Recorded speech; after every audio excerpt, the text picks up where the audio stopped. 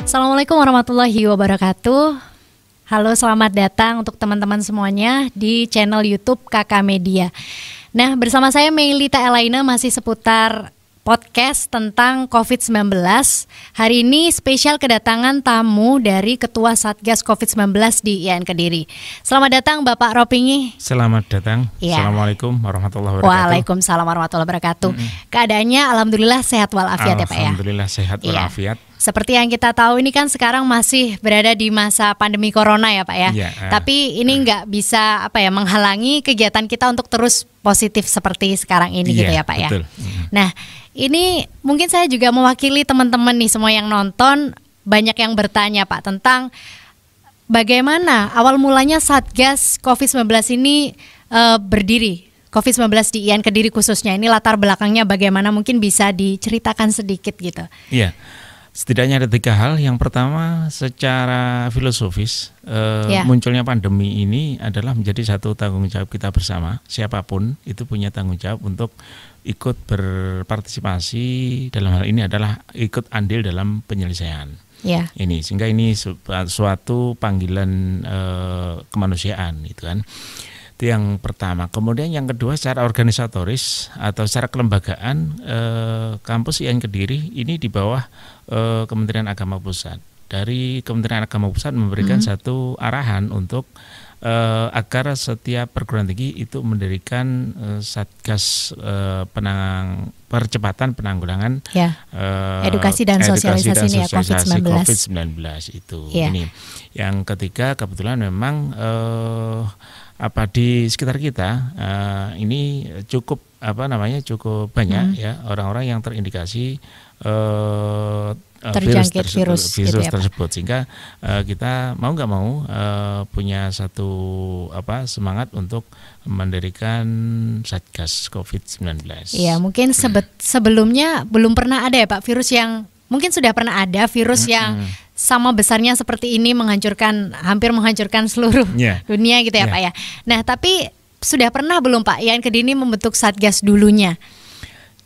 Belum. Jadi karena memang ini baru kita alami ya. Jadi dulu memang sudah ada semacam pandemi yang mirip ya, tetapi tingkat percepatan penyebarannya tidak seperti saat ini, sehingga relatif lebih mudah untuk ditangani oleh teman-teman yang ada di kesehatan gitu kan. Iya, ini kan kampus sudah ikut lockdown juga ya Pak, kegiatan juga dihentikan ya Pak, dialihkan ke online. Nah, jadi kok tahu-tahu langsung sudah ada Satgas gitu. Sebetulnya kapan Pak terbentuknya Satgas ini, pastinya kapan gitu? Ya, memang momennya setelah kita 1 minggu kerja di rumah, ya, 1 minggu kita kuliah online, ya, terus kemudian setelah itu di awal minggu kedua ini pandemi semakin cepat ya, semakin menyebar gitu ya Pak. Menyebar itu kan, semakin meningkat itu kan, sehingga dari situ maka ada satu himbauan secara langsung dari Kementerian Agama Pusat untuk mendirikan Satgas, dan memang kebetulan ada teman-teman di sekitar kita yang terpapar virus ini, sehingga lebih memperkuat dorongan untuk cepat membentuk Satgas ini. Oh iya, begitu ya Pak. Nah, sebetulnya mungkin ada tujuan khusus gitu Pak untuk Satgas COVID-19 khususnya di IAIN Kediri nih. Kan setiap kampus punya Satgas sendiri-sendiri. Nah, untuk Satgas COVID-19 IAIN Kediri ini bagaimana tujuan? Atau untuk memberantas atau melindungi warga sivitas akademika khusus IAIN Kediri, atau bagaimana? Masyarakat sekitar atau bagaimana gitu? Iya. Jadi kita cepat mengambil langkah dalam rangka untuk melakukan satu tindakan preventif.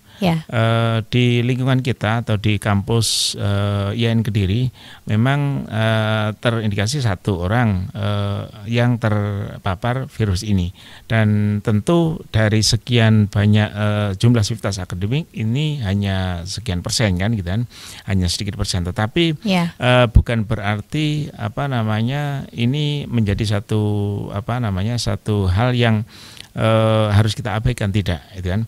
Kenapa? Karena memang virus ini begitu cepat perkembangannya. Nah, sehingga kita harus segera ambil langkah-langkah preventif supaya sivitas akademik yang lain itu bisa segera terlindungi, tidak sampai terpapar dengan virus yang sekarang sedang menyebar ini. Ini tujuannya. Jadi kita melindungi segenap sivitas akademik, baik dosen, karyawan maupun mahasiswa. Gitu. Jadi ini Satgas COVID-19 IAIN Kediri ini khusus untuk melindungi gitu ya Pak, IAIN Kediri gitu ya Pak, warganya. Warganya. Oh iya. Nah, di Satgas COVID-19 ini pasti ada beberapa bagian atau divisi begitu ya Pak ya? Kira-kira ada berapa dan bagaimana pembagian tugasnya begitu untuk biar efektif menyelesaikan? Ada 5 divisi yang kita tentukan di dalam Satgas ini. Satu adalah divisi kelembagaan dan kerjasama. Kemudian yang bertugas untuk membangun kerjasama dengan pihak-pihak terkait. Kemudian yang kedua adalah divisi publikasi dan humas yang bertugas untuk mempublikasikan konten-konten edukatif kepada khalayak luas, ya, baik khalayak internal kita IAIN Kediri maupun khalayak di luar. Kemudian ada divisi perlengkapan yang bertugas untuk menyediakan perangkat-perangkat yang kita butuhkan, barang-barang atau logistik yang kita butuhkan untuk langkah-langkah preventif virus ini. Kemudian ada juga divisi konseling. Divisi konseling ini kita siapkan untuk memberikan bantuan konseling psikologis maupun sofistik terkait orang yang barangkali kebingungan atau mengalami semacam depresi dalam bahasa psikologisnya ketika menghadapi pandemi seperti ini. Kemudian yang kelima adalah divisi dokumentasi yang bertugas untuk mendokumentasikan berbagai data, khususnya data yang berkaitan dengan kondisi sivitas akademik kita, baik mahasiswa, dosen maupun karyawan. Ini. Iya, saya tertarik sama yang konseling itu Pak. Nah, konseling itu bagaimana prosesnya atau sampai saat ini sudah atau belum warga sivitas akademik IAIN Kediri ada yang datang terus melakukan konseling atau bagaimana begitu Pak? Ya, jadi untuk konseling ini kita siapkan untuk sivitas akademik internal maupun di luar kampus kita. Jadi secara umum, monggo gitu kan. Nah, prosesnya siapapun yang merasa membutuhkan pendampingan ini, silakan menghubungi call center yang ada di kita di Satgas, maupun juga ada kontak yang sudah disediakan untuk teman-teman yang berada di tim konseling tersebut ini. Jadi secara langsung monggo. Jadi tidak perlu langsung menghubungi secara langsung boleh, ataupun melalui Satgas boleh. Ini siapapun. Ya. Ini tadi kan ada yang bertugas untuk data-data itu apa tadi Pak divisinya? Data-data yang sivitas akademika itu. Nah, itu sampai sekarang berarti data-datanya dikumpulkan khusus untuk yang terjangkit gitu ya Pak ya? Di IAIN Kediri gitu. Ya, jadi data-data yang sudah terjangkit atau belum. Jadi kita bikin semacam survei terkait dengan kondisi khalayak kita, sivitas akademik kita, kondisinya seperti apa ini. Untuk apa? Untuk memetakan potensi-potensi yang mungkin muncul. Jadi kita kan menyebar ya, sivitas akademik kita menyebar tidak hanya di Kediri, dan sebagian bahkan juga ada di daerah yang masuk dalam kategori zona merah itu kan. Nah, maka ini harus kita ketahui, kita upayakan kita ketahui supaya kita bisa memetakan kira-kira kita punya potensi besar apa tidak untuk semacam terjangkit ya untuk sivitas akademik kita. Kalau pun toh ada, kemudian kira-kira di mana, seberapa persen dan sebagainya. Ini yang ingin kita ketahui di awal, dan nanti kita harapkan bahwa di akhir atau dalam periode tertentu nanti kita akan kaji lagi, kita petakan lagi melalui angket yang kita sebarkan supaya kita tahu perkembangan seperti apa. Ini saya tertarik dengan angket yang disebarkan ini. Apa ada seperti rutin gitu Pak, setiap durasi beberapa hari tertentu disebar lalu didata lagi atau bagaimana? Ya. Jadi ini masih tahap awal. Ini dalam 1 minggu ini kita coba untuk kita sebarkan. Kami berharap Civitas Akademik mengisinya, semuanya mengisinya, sehingga kita punya data yang cukup lengkap, valid, gitu kan, gitu ya, valid Pak, dan lengkap, gitu kan. Ini nanti mungkin dalam 2 atau 3, bahkan mungkin kita pandang perlu mungkin 1 bulan lagi kita perlu data, begitu ya, Pak? Ada pendataan lagi supaya kita tahu perkembangannya. Ini. Oh iya, begitu. Kalau untuk program kerja di masing-masing divisi seperti apa, Pak? Mungkin bisa dibocorkan sedikit ya. Ya, kalau program kerjanya kita utamanya sebenarnya di edukasi. Jadi kita menyebarkan konten-konten edukatif yang kita harapkan dari konten itu nanti mahasiswa kita, khalayak kita itu bisa menghadapi pandemi ini dengan baik. Dalam arti di satu sisi tidak panik ya, tetapi kemudian di sisi yang lain juga tidak menyepelekan pandemi ini kan. Nah, kemudian dengan demikian akan bisa diharapkan mengambil langkah-langkah tertentu mengikuti apa yang sudah digariskan oleh pemerintah, yang diharapkan yang dihimbaukan oleh pemerintah ini. Nah, kemudian yang kedua juga adalah dengan konten-konten edukatif ini kita harapkan tidak akan terjadi hal yang tidak kita inginkan. Satu misal yang sempat viral adalah beberapa orang yang ditolak untuk masuk ke daerah tertentu, gitu kan? Karena dianggap datang penyebar virus dari zona merah, begitu ya, Pak ya? Betul. Nah, ini tidak kita harapkan akan terjadi seperti itu. Kenapa?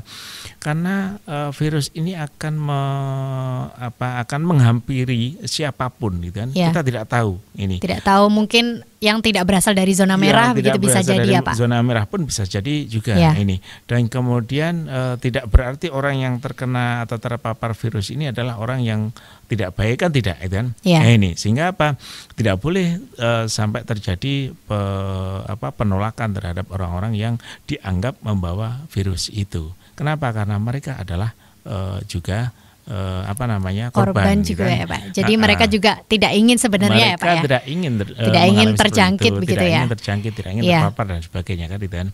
Ini.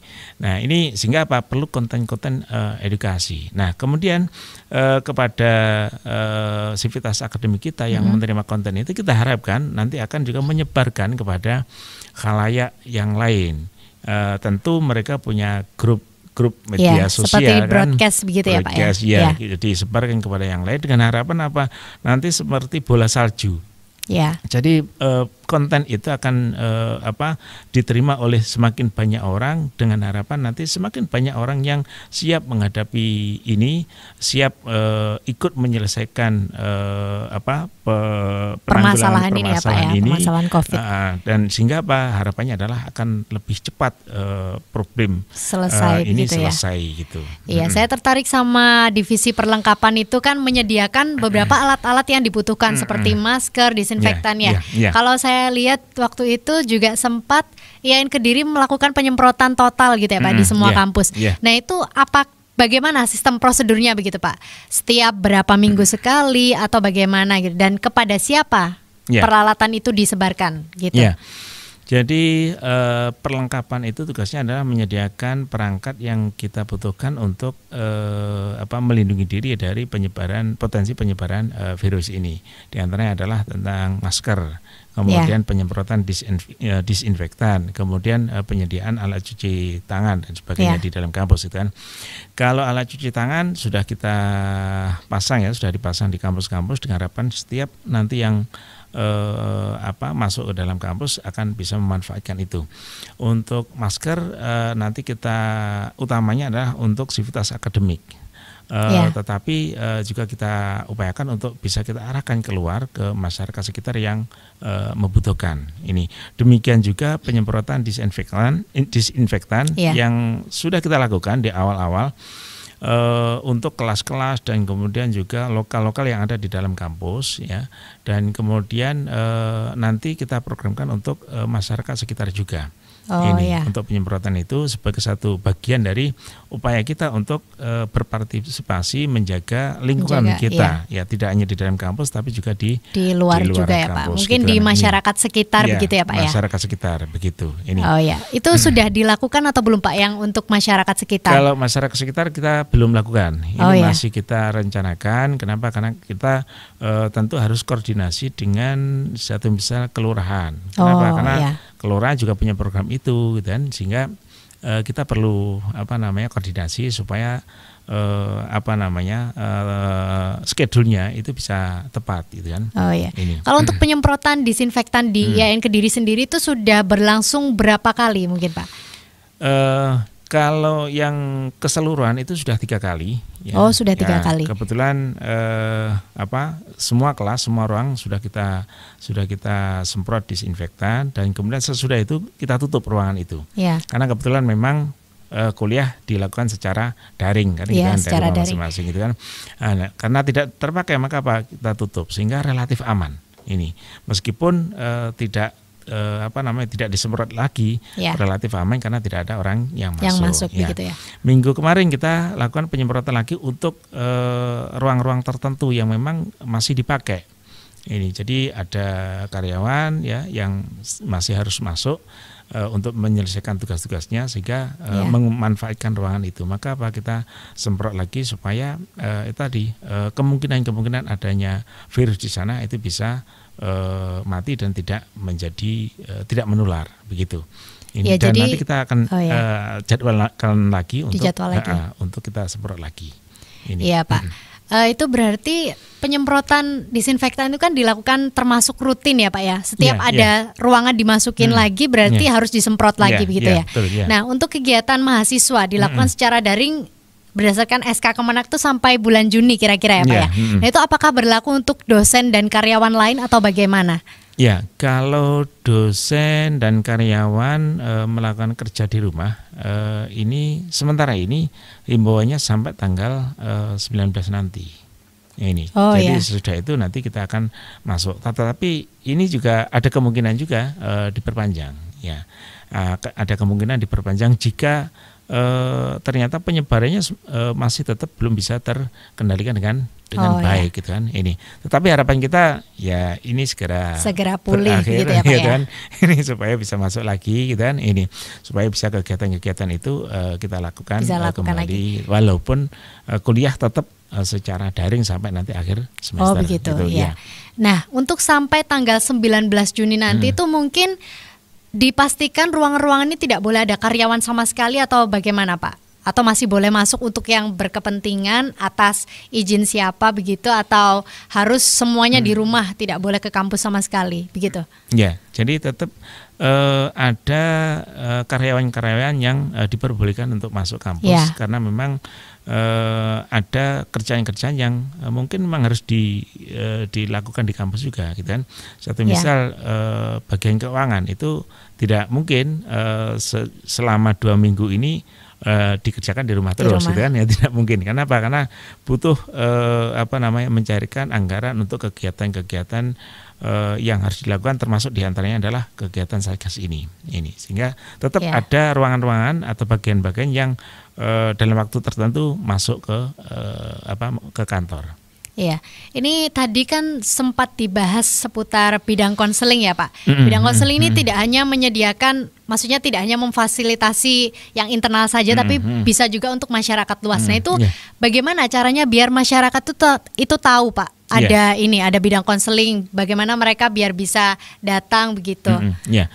Nah, jadi ini kita sebenarnya sudah bikin flyer untuk kita pasang di beberapa tempat dan sebagian sudah kita pasang ini ya. Yang itu kita harapkan sebagai satu media informasi bagi khalayak luas untuk melakukan itu jika dibutuhkan untuk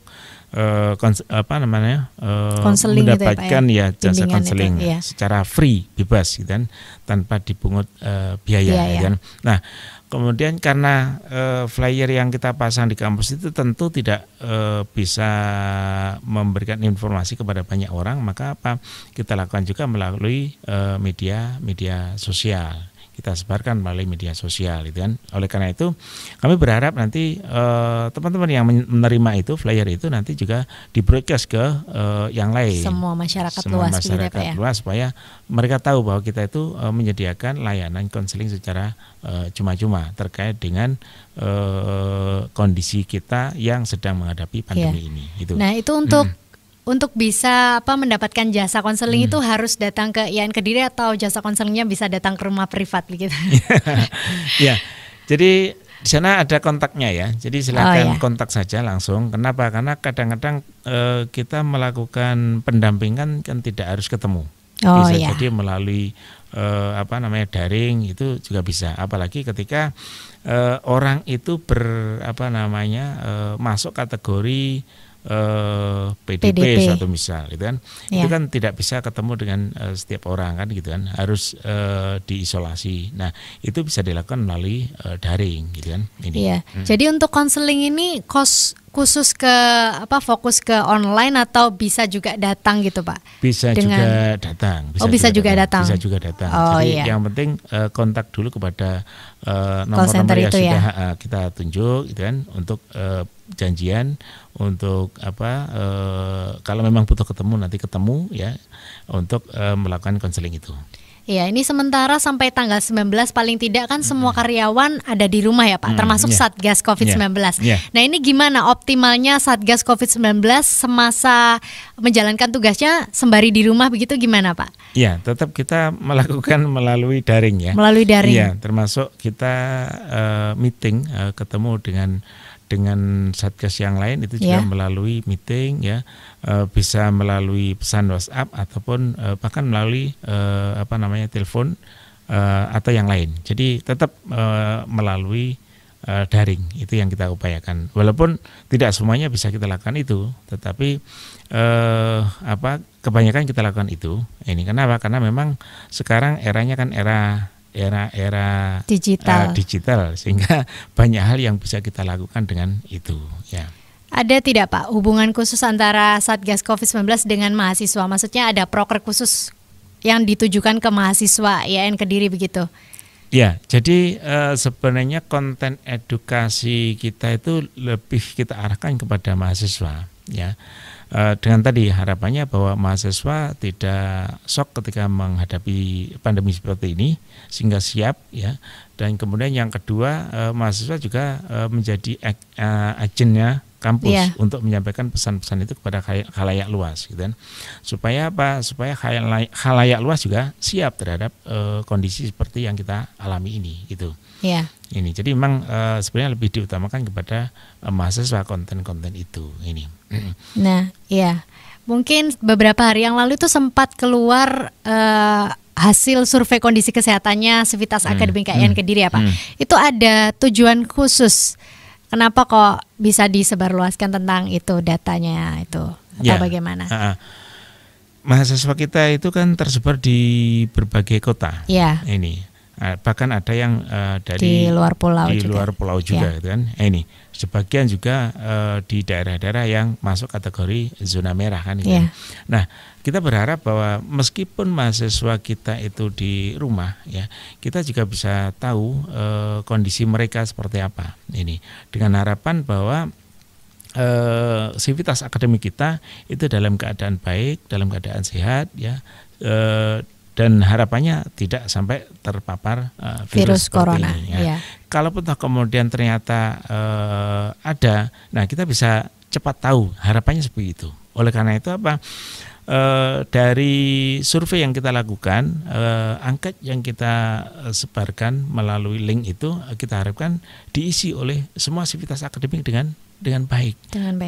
Dengan jujur ya. Sehingga kita ketika ada informasi kita segera tahu dan harapan kita bisa segera membantu juga gitu kan untuk penanganan COVID ini gitu. Ya, selain untuk edukasi juga yang paling terlihat berefek untuk masyarakat itu juga bidang humas ya Pak ya, melakukan publikasinya. Nah itu media apa saja yang digunakan untuk melakukan publikasi seputar ini, virus ini? Selama ini kita masih menggunakan media-media yang kita punya, web yang kita punya, dan kemudian media sosial yang dimiliki oleh Sivitas Akademik. Baru sebatas itu. Kenapa? Karena memang satu, dalam kondisi online, sehingga yang bisa kita lakukan adalah seperti itu. Ya. Kemudian yang kedua, saya kira untuk web kita itu sudah bisa diakses oleh berbagai pihak dari berbagai kalangan dari manapun ini, termasuk mahasiswa, termasuk orang-orang yang terlibat atau berkaitan dengan lembaga kita, itu akan bisa tahu melalui web kita, sehingga kita post melalui itu supaya khalayak kita yang ingin tahu kondisinya bisa melihat atau bisa mengakses web yang kita punya. Termasuk data-data survei itu ya Pak? Data survei kita lewatkan sana juga. Ini kebetulan memang kalau data survei kita belum, karena surveinya belum selesai, kita juga belum bisa petakan hasil survei itu. Nah selama lockdown ini paling tidak kan kampus harus steril ya Pak ya. Nah itu untuk mengatasinya apakah ada langkah khusus, prosedur yang diterapkan? Misal ada orang yang masuk ke area kampus tuh apa saja yang harus dilalui begitu? Sebenarnya kami mengusulkan protap prosedur dan ketetapan ini yang sudah kami susun. Cuma kemudian supaya ini lebih kuat, maka ini harus ditetapkan oleh pimpinan, oleh rektor. Nah ini kita tinggal menunggu untuk ketetapan itu dari pihak rektorat. Kalau dari Satgas sudah kita rumuskan, sudah kita kirimkan kepada pihak pimpinan, tinggal kita menunggu dari sana. Di dalam protap itu kami sebutkan atau kami atur bagaimana seorang yang mau masuk ke kampus. Satu misal, ketika masuk ke kampus nanti akan ditemui oleh petugas, dalam hal ini adalah petugas keamanan. Kemudian untuk dilihat tensinya, dan kemudian setelah tensinya kira-kira memenuhi syarat, artinya tidak mencurigakan, nanti dipersilakan masuk dan kemudian melakukan juga cuci tangan. Di dalam proses itu nanti ada 2 poin sebenarnya ketika bertemu dengan bagian keamanan. Yang pertama sebenarnya kita harapkan mengisi data. Nah, tetapi di sisi yang lain kalau mengisi data kan lama, maka kita harapkan ada CCTV yang bisa merekam siapa yang datang ke sana itu. Dengan harapan jika ada sesuatu, maka kita bisa melacak. Siapa yang datang pada hari itu, pada jam itu dan sebagainya, sehingga akan mudah ini. Sehingga untuk proses tracing yang memang harus kita lakukan itu lebih mudah. Itu yang diantara yang kami rumuskan terkait dengan sirkulasi orang yang sedang masuk maupun keluar dari kampus. Jadi itu protapnya masih belum ditetapkan sekarang gitu ya Pak? Belum. Masih rencana gitu, masih menunggu izin masih menunggu ketetapan dari pihak rektorat. Kenapa? Karena supaya lebih kuat, kalau hanya dari Satgas kurang begitu kuat gitu. Nah, sejauh ini mungkin langkah-langkah apa saja yang sudah dilakukan sama Satgas COVID-19 ini, dan apa yang jadi proker tapi belum dikerjakan begitu Pak? Ada kendala atau bagaimana? Jadi yang sudah kita lakukan adalah membuat konten-konten edukatif itu untuk kita publish melalui media yang kita punya.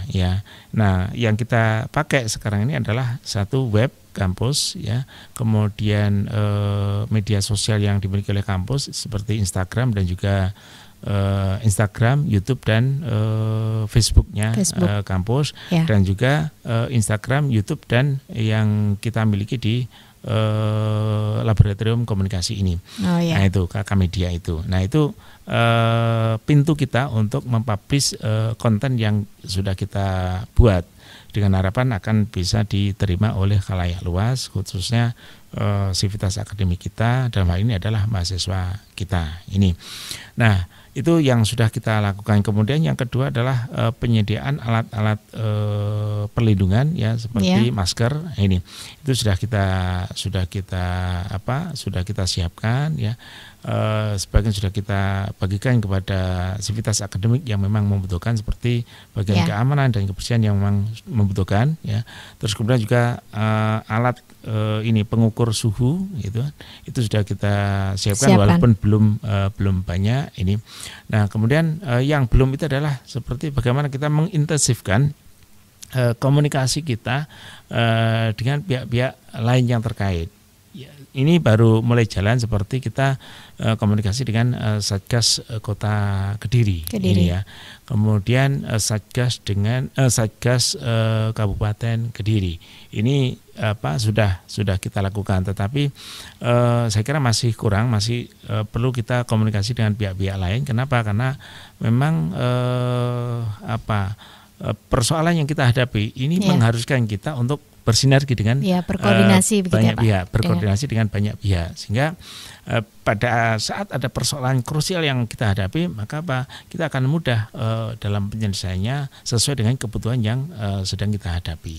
Ini dengan kerja komunikasi terhadap bersama Satgas Kota Kediri sama Kabupaten Kediri itu, apakah sudah menjalin kerjasama tertentu atau masih sebatas komunikasi aja atau bagaimana Pak? Kita masih komunikasi untuk sharing data, masih sebatas itu. Ini untuk sampai jangka waktu saat ini yang kita lakukan itu.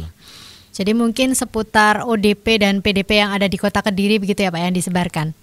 Atau bagaimana? Jadi informasi-informasi seperti itu yang sudah kita lakukan itu.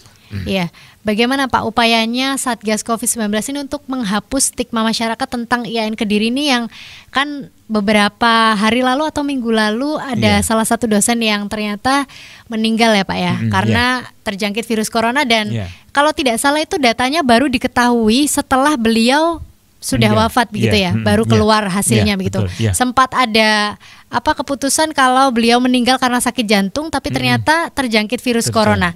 Nah, itu bagaimana upaya untuk menghapus stigma begitu? Satu yang kita lakukan adalah tadi bagaimana kita membuat konten edukatif yang mengarahkan pada bahwa virus seperti ini adalah virus yang bisa dibilang netral, bisa menghampiri siapapun, gitu kan. Sehingga ketika orang terkena virus itu bukan berarti dia adalah orang yang patut untuk kita sisihkan, patut untuk kita abaikan, kita jauhi, bukan, gitu kan. Ini itu satu itu. Kemudian yang kedua adalah kita berupaya untuk membangun atau membuat informasi yang relatif halus ya. Satu contoh gini, kalau di media sosial kita sering mendengarkan bahwa hati-hati ada orang yang terpapar COVID, kita harus siap-siap, kita harus waspada dan sebagainya, itu kan. Nah, maka perlu kita kasih informasi tambahan bahwa kita perlu mendoakan orang itu ketika terpapar virus itu, kita harus doakan mereka supaya satu, mereka tabah untuk menghadapi itu, kuat kuat menghadapi isolasi, sehingga akan mendapatkan kesembuhan yang diharapkan, itu kan. Kenapa? Karena tadi orang yang terpapar virus itu kan butuh daya tahan tubuh yang bagus, kan. Nah, ketika kita informasikan kepada khalayak luas dengan informasi yang relatif negatif, maka ini akan mempengaruhi kondisi psikologis orang yang terpapar, gitu kan. Nah, maka kita harapkan sivitas akademik kita ketika menyampaikan informasi itu kita sampaikan dengan informasi-informasi yang lebih soft. Ini yang kami lakukan terkait dengan teman-teman yang ada di kampus ini. Jadi bagaimana mendorong teman-teman itu untuk menyampaikan informasi terkait dengan pasien itu dengan informasi yang lebih soft, supaya tidak menyakiti siapapun, tidak mempengaruhi kondisi psikologis terutama si orang yang menjadi korban, begitu. Nah, jika mengingat kematian salah satu dosen itu Bapak Aklis ya Pak ya, itu karena virus corona, sebetulnya keluarga juga belum mengetahui ya Pak awalnya ya? Awalnya belum mengetahui. Jadi dikiranya juga sakit jantung begitu ya. Nah itu saat ini apakah ada pendampingan khusus untuk keluarga korban begitu setelah ada kejadian itu? Ya, jadi kebetulan semenjak beliaunya sakit terus kemudian sampai meninggal, itu komunikasi kami bagus dengan keluarga. Nah, ini sehingga begitu beliau meninggal, komunikasi ini masih terus berjalan dan kemudian secara tidak langsung kami memberikan support secara psikologis, bahkan beberapa keperluan yang memang dibutuhkan ini kita support gitu kan. Ini. Nah, kemudian setelah itu dilanjutkan dengan pendampingan secara psikologis, ini kan. Salah satu dari konseling kita itu sudah secara intensif untuk memberikan pendampingan kepada keluarga korban ini, ya. Ya, sejauh ini berarti setelah ada kejadian itu sampai saat ini tidak ada ya Pak PDP yang berasal dari IAIN Kediri maupun karyawan atau mahasiswa dan sebagainya? Insya Allah tidak ada, kan. Cuma memang kita melakukan upaya untuk tracing juga, walaupun secara secara kecil-kecilan gitu kan. Ini kenapa? Karena dari kasus yang ada, kalau dibilang oleh teman-teman di tenaga kesehatan itu adalah ada pola yang pertama dari asrama haji itu yang kebetulan menimpa salah satu dosen kita itu kan, itu ada banyak yang terpapar itu kan. Sehingga ini kita harus hati-hati. Kenapa? Hati-hatinya adalah karena banyak dan ada di beberapa tempat yang itu punya potensi yang besar untuk menular kepada yang lain ya. Maka itu harus kita waspadai, kita harus tracing kira-kira orang-orang yang yang menjadi khalayak kita itu sempat sempat berinteraksi atau tidak ya, dan sebagainya. Ini yang sedang kita lakukan dengan harapan sivitas akademik kita itu bisa selamat ya, dan kalaupun toh terpaksa ada, ini bisa segera diketahui, diatasi, dan tentu kita sebagai kolega di institusi ini memberikan dorongan kepada orang-orang yang mengalami itu supaya mereka kuat, supaya mereka bisa mengalami menghabiskan atau melakukan isolasi dengan maksimal sehingga mereka bisa sembuh. Itu harapannya seperti itu ini. Dengan kita tahu lebih cepat itu kan. Berarti memang ada ya Pak beberapa dosen atau karyawan yang sempat melakukan kontak langsung dengan dosen yang sudah meninggal itu, Bapak Akhlis. Kalau yang Bapak Akhlis itu sebelumnya. Jadi sesudah itu kita tracing, tidak ada yang sempat kontak ya, karena memang beliau dari asrama haji pulang itu tanggal 18 gitu kan, dan belum sempat ke kampus gitu kan, sehingga belum ada orang yang kontak langsung dengan beliau gitu ya. Tetapi yang saya maksudkan tadi adalah ada banyak petugas haji yang terkena itu kan. Nah, maka ini potensi ya. Kenapa? Karena itu adalah teman-teman dekat kita ya dari Kementerian Agama. Sangat mungkin teman-teman kita juga kontak dengan mereka, sehingga ada kemungkinan terpapar, ada potensi terpapar. Nah, itulah yang sebenarnya sedang kita awasi dengan baik, kita tracing ya, dengan harapan tadi supaya tidak sampai terjadi ada yang terpapar. Ya, mungkin Bapak Ropingi sebagai Ketua Satgas COVID-19 di IAIN Kediri ada pesan khusus untuk teman-teman yang lagi nonton semuanya ini terkait dengan pencegahan corona ini, Pak. Ya. Kalau dari saya sebenarnya gini, secara ini institusional dari Satgas adalah bahwa kami berharap pandemi ini tentu akan segera bisa berakhir gitu kan. Nah, kemudian secara institusional juga pandemi ini menjadi satu pelajaran bagi kita bahwa kita itu tidak bisa menyelesaikan masalah secara sendirian.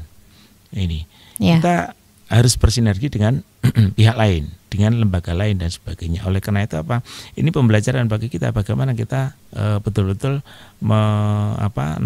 membangun sinergi dengan pihak-pihak lain. Yang ketiga, masih secara institusional adalah bahwa kita kadang-kadang dihadapkan pada satu persoalan yang harus kita selesaikan dengan cepat. Nah, ini yang kadang-kadang kita tidak siap. Ini kenapa kita tidak siap? Karena kadang-kadang kita kurang waspada. Ini. Kemudian kadang-kadang kita terlalu ideal. Ya, kita tidak melihat atau kita tidak berjalan, tidak melakukan sesuatu berdasarkan data yang ada. Ya. Nah, ini yang kadang-kadang menghambat kita di dalam menyelesaikan persoalan dengan cepat. Ini. Secara pribadi, kalau saya melihat begini, jadi virus ini berkaitan dengan pola hidup, mau tidak mau. Ya. Ini. Jadi pola hidup bersih, pola hidup sehat, gitu kan. Ini memberikan pelajaran bagi kita bahwa kita perlu, ya, kapanpun itu perlu memperhatikan pola hidup seperti kebersihan itu. Terutamanya kebersihan gitu ya, Pak? Terutama ini yang sekarang sudah banyak mulai diabaikan.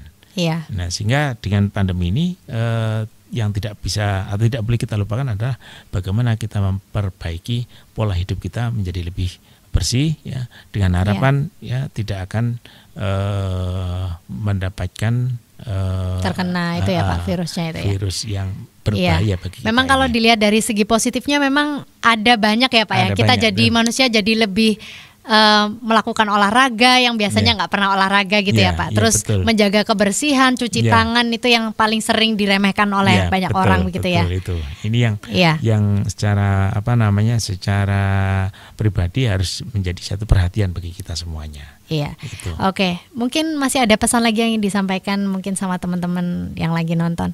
Ya. Satu hal, pandemi ini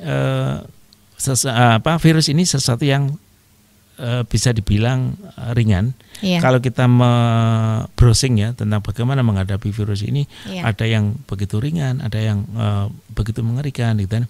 Tetapi yang jelas data yang ada itu memang ada, disampaikan oleh Presiden Jokowi, 94% bisa disembuhkan. Ini artinya apa? Potensi tidak bisa tersembuhkan itu hanya 6% gitu kan. Tetapi poinnya sebenarnya adalah apa? Bahwa 94% bisa disembuhkan itu ketika penanganannya maksimal. Iya. Ya, dokternya tersedia, kemudian tempatnya, kemudian juga kebutuhan-kebutuhan yang dibutuhkan untuk penyembuhan itu tersedia dengan baik, gitu kan. Ini. Tetapi ketika proses penularannya begitu cepat, gitu kan, ini memberikan satu peluang bahwa penanganannya akan punya potensi tidak bisa maksimal. Ketika penanganannya tidak maksimal, maka potensi disembuhkan 94% itu menjadi menurun begitu ya Pak ya. Dan artinya apa? Bahwa kita harus melihat satu persoalan itu secara komprehensif, gitu kan. Secara komprehensif, baik dari sisi kualitasnya maupun dari sisi prosesnya dan sebagainya, supaya kita bisa menyelesaikan persoalan ini dengan baik, gitu kan. Kalau kita tidak komprehensif dalam melihat persoalan ini, maka ya yang terjadi adalah kita akan mengabaikan, ya, kita akan menyepelekan, dan hasilnya adalah justru kita akan mengalami sesuatu yang tidak kita inginkan. Iya. Itu kira-kira. Iya, mungkin saya juga ucapkan terima kasih untuk Pak Rupi yang sudah bersedia hadir dan berbagi bersama teman-teman yang sudah nonton semuanya. Semoga kita semua sehat dan virus corona ini segera berlalu gitu ya Pak ya. Amin ya rabbal alamin. Amin ya. Teman-teman, sampai jumpa di podcast selanjutnya. Saya Melita Elaine pamit. Wassalamualaikum warahmatullahi wabarakatuh.